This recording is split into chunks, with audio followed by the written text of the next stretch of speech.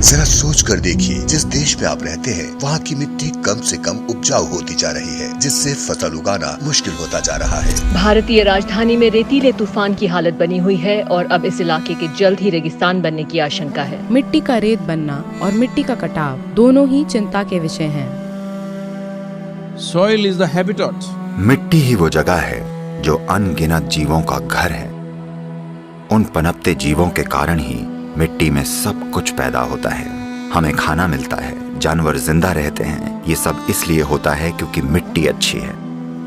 जब मिट्टी अच्छी नहीं रह जाएगी, यानी कई मायनों में आपने दुनिया को बर्बाद कर दिया है।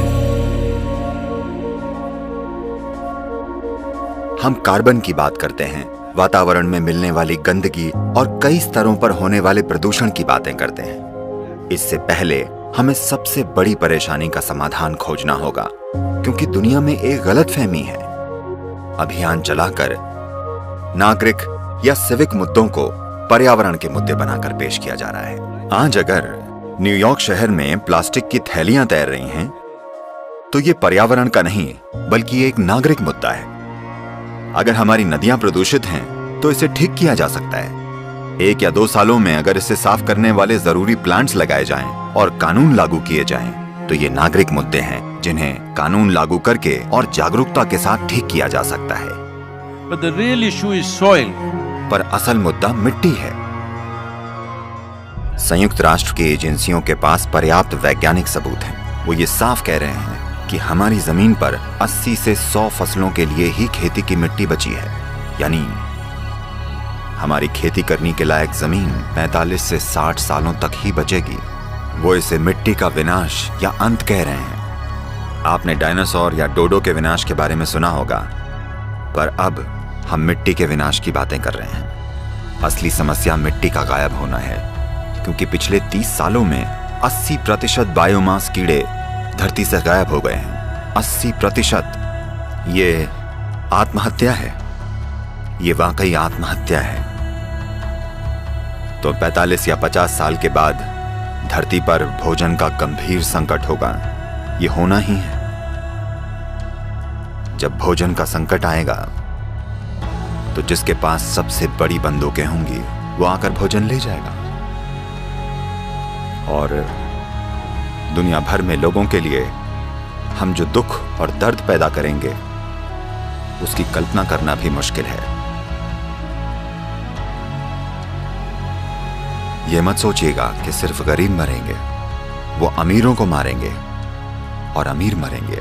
तो मैं चिंता पैदा करने की कोशिश नहीं कर रहा हूं। ये एक सच्चाई है जो हमारे इतिहास में कई बार हुई है, और एक बार फिर दुनिया के मुख्य वैज्ञानिक इसकी भविष्यवाणी कर रहे हैं। तो हम इसका क्या करने वाले हैं?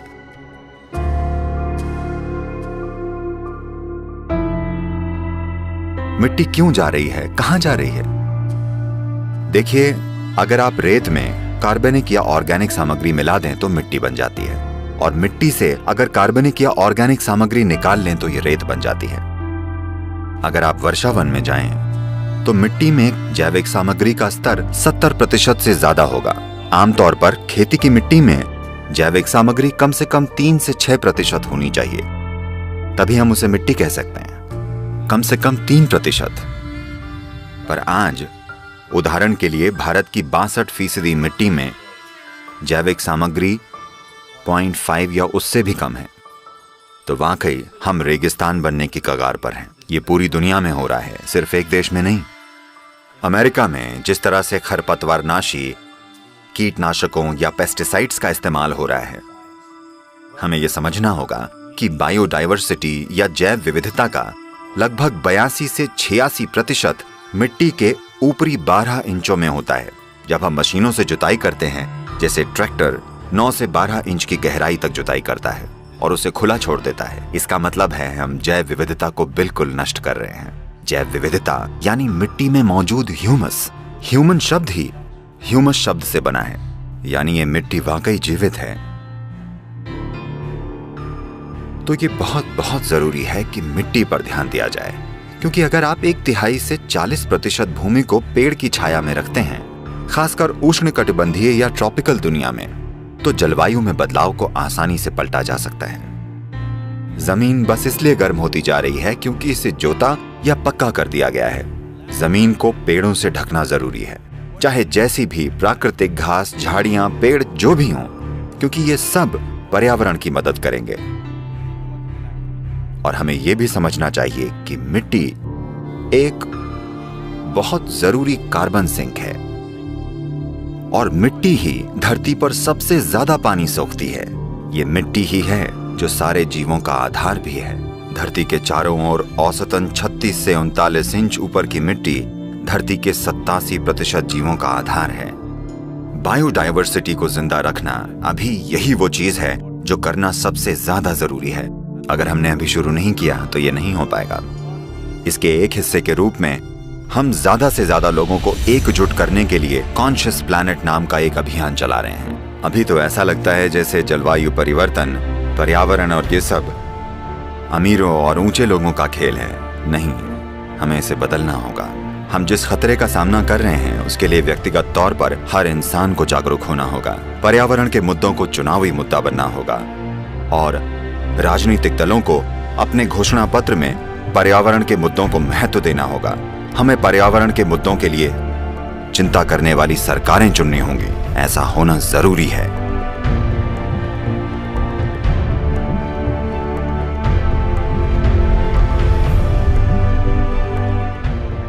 तो हम ये देख रहे हैं कि 192 देशों के लिए नीतिगत सिफारिश कैसे लाई जाए।